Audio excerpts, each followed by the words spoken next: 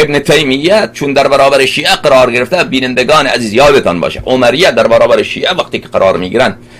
در مناظره، در استدلال، امکان ندارد که راست بگوین، مجبور هستن که دروغ بگوین، چون اگر راست گفتن اون وقت دلیل و حجج شیعه یکی دوتا که نیست، دلیل و حجج شیعه خیلی زیاده و هر دلیل مانند آفتاب روز افزون هست، جهان افروز هست و روشن و واضح هست، لذا مجبورن که دروغ بگوین.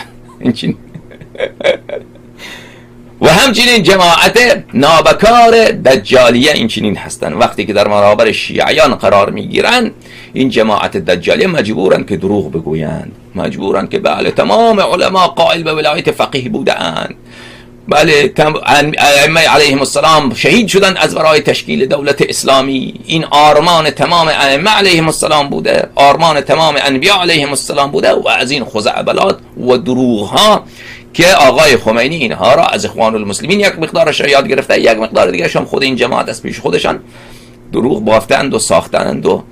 به اهل بیت علیهم السلام نسبت میدهند. لعنت خداوند متعال بر علمای دجالیه و خداوند متعال شیعیان را، مؤمنین را از شر دجالیه حفظ بکند، چون این جماعت خطرش خیلی بیشتر از وهابیت، خطرش خیلی بیشتر از داعش. چرا؟ چون کفر داعش برای شیعیان واضح و روشنه، خب برای خود عمریه واضح و روشنه. این که جماعت وهابیت،